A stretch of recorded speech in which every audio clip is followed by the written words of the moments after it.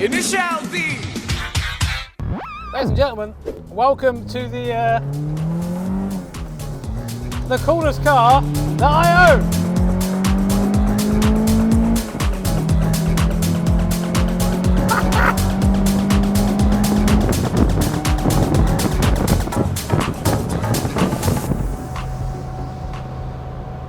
Oh man, it is warm outside today, so please excuse the fact that I've got the window open over here. You might get a bit of wind noise, hopefully not too much, but there'll be a little bit. But welcome, ladies and gentlemen, to my 1985 Toyota AE86, specifically the Levins, the one without the poppy up lights that everyone loves. Sorry, that one's too expensive. I bought this car about a year ago, but didn't tell anyone about it. Well, not really. There's a couple of Instagram posts, but they don't really count, do they? Who knows? So I thought today, while the weather is good and while the car is in working condition, we'll go out and talk about it. Does it live up to the hype? Is it awesome? Is it worth the money I paid for it, which I'll get into a bit later on? And most importantly, is it fun? So just whilst we're waiting at traffic, the boring bit out of the way first, yes, this is a left-hand drive. This car is originally from Portugal. Portugal mentioned, which means on UK roads you're sitting on the wrong side, but you get used to it, fairly quickly. And it also means that because it's from Portugal, there's pretty much no rust in this thing, bar a little bit in the door, which I'll probably show you guys at some point a bit later on. Someone say 130-ish horsepower.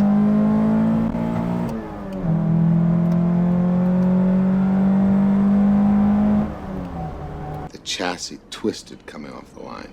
Oh, it's not fast, guys. I'm sorry. I'm sorry to bring you that news. It's not a fast car. No, you're going to stay there?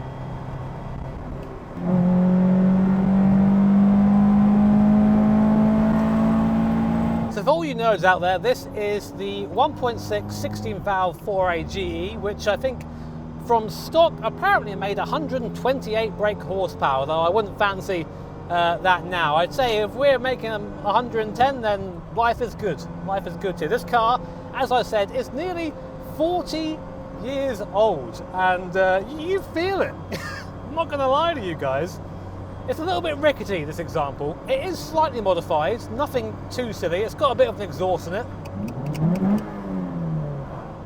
as you can hear. Saying this exhaust back from the manifold, stock manifold, need to do something about that really. It does have what I like to call a induction kit on it, which is basically an aftermarket air filter and a pipe, which to be honest probably does a decent job of being a cold air intake, so that might help, who knows, probably not though. And it has some BC Racing coilovers that right now aren't set up very well. They're very bouncy. It feels like I'm very over damped at the moment. I can fix that. And last but not least, you can probably hear it whining away behind me. There's something not right back there. Is the 1.5 way LSD we've got in the back there, which gives us, well, it lets us do skids. What? But that's not why I bought this car, despite the fact that I'm fairly sure this car has been drifted before, because the keen eye among you will realise it has the Sprinter rear end to it, which Levins didn't have. So something's... Someone cooked here. Something's been changed somewhere. And it also doesn't have that speed chime that all the Initial D fanboys want. Doesn't have that. It wasn't something you needed in Portugal, so it just doesn't have it, full stop. But let's talk about the driving a little bit, because for me that's the important thing about cars, and it's why I ended up actually buying this car in the first place. Now, I'm not really someone who's a fan of modern cars. Nothing against them. I think they're very, very cool pieces of tech and engineering, but for me, it just feels like you just feel numb, basically. It feels like you're not driving a car rather than being driven by some sort of clever robot-shaped car. This is about as manual as you can get in a car without having to use a manual choke, or having to manually crank the engine when turning it on. Manual gearbox, no ABS, no TC, no power steering, no electric windows, no electric mirrors, not even seat belts in the rear. This is a car from yesteryear for sure. Taking away all that modern gubbins has its perks. This car weighs just over 900 kilos, which is super light by today's standard. It does mean that if I do have a crash, I am definitely going to die, which I'm going to try and avoid doing on this video, despite the fact it will be great views. Oh, I think a bug just committed die on the windscreen. Rest in peace, bro. But a little Rev 1.6 plus 0 rate means basically, whenever you want to go, you can just go.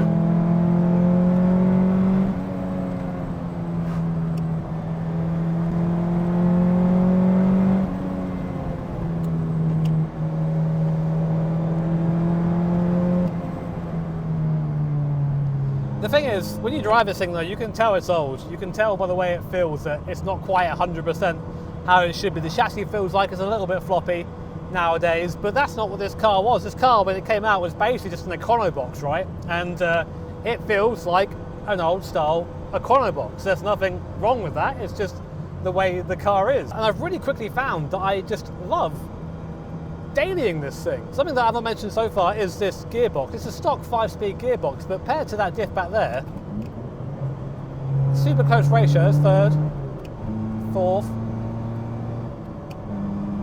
fifth. You only lose about 300, 400 RPM every time you shift this thing, and you sort of understand why when you try revving this thing out. Now, I'm not sure if it's due to the engine I have being a little bit tired, which, to be honest, I suspect is actually the reason, but this car almost acts a little bit like a turbo car in terms of power delivery, in which there's literally nothing until about 5,000 RPM, where it feels like either a cam comes on song or it just wakes up and you get to feel the full force of that 120 maybe horsepower. But up until then, there's zero torque. There is nothing. This engine wants to be revved. And because of course I'm a massive yob, I'm fine with that. Let's talk about how much this car cost me, because that is definitely something that people are interested in nowadays. How much does a classic, albeit left-hand drive, A86 run in 2024? And I really should say 2023, because that's why I bought this car.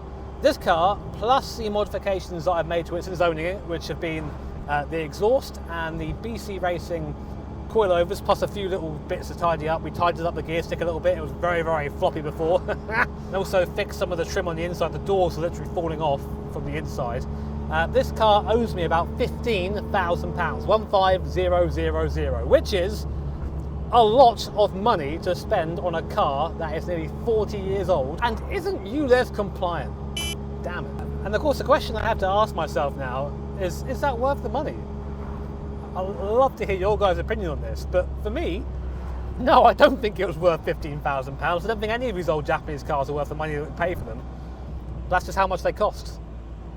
Initial D tax, drift tax. These things are super popular in Ireland as well, so Irish tax. Basically, this is like the worst car you can buy, value for actual money. I mean, these cars really should be £2,000 or £3,000 at the most, but they're not, because everyone wants one. Supply and demand, baby. Then you have to ask, do I regret that? And the answer is, no, not at all. I have two metrics that I measure whether a car is worth keeping or not. One of them is, do you look back at it in a car park? And the other is, do you smile whenever you drive it?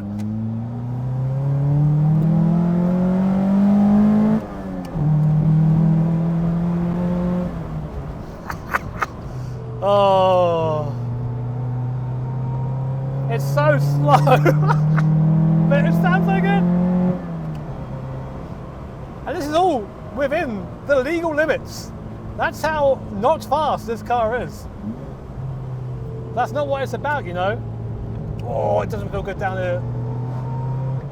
But I'm not finished with this thing. There are still things that I want to do. My goal eventually is to take it to a track day and see how it actually performs on circuit, see how this mountain racing legend performs in actual racing conditions, or driving conditions anyway.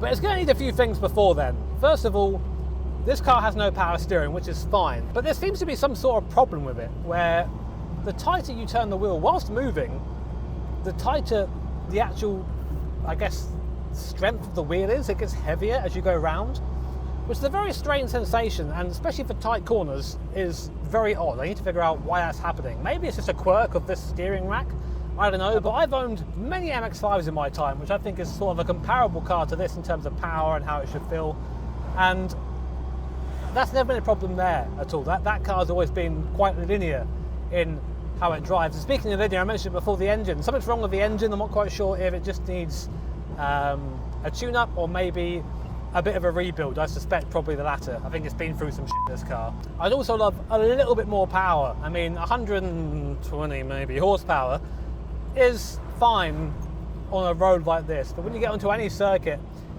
it just wants a bit more. I want to make use, and I want to have that proper 8.6 experience of a 4-banger just revving its tits off, waiting to send its valves to the moon. I want a car like that. So I would love to look into building the engine, some throttle bodies as well, because A86 without throttle bodies is just what you're doing with your life, really. And probably some better seats as well. I like these original seats.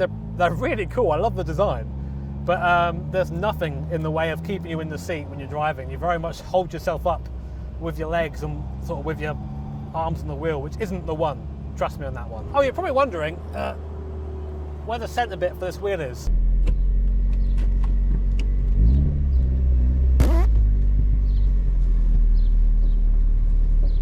God damn it, every time. It's here. It just sort of fell off. When you try and put it back on again, you get a little beepy. I wonder if it will stay on. This could be a hazard. This might go under my pedals. It's okay. It's for content, right? That's something I've not actually touched on yet. It's just how small this car is. I mean, you compare it to any car, even these little Nissan Micras and sort of modern day Econoboxes going by. This thing is tiny, and if you get into a crash, you know, God forbid, you're going to lose. 10 out of 10 times you're going to lose in this because there's just nothing in this car.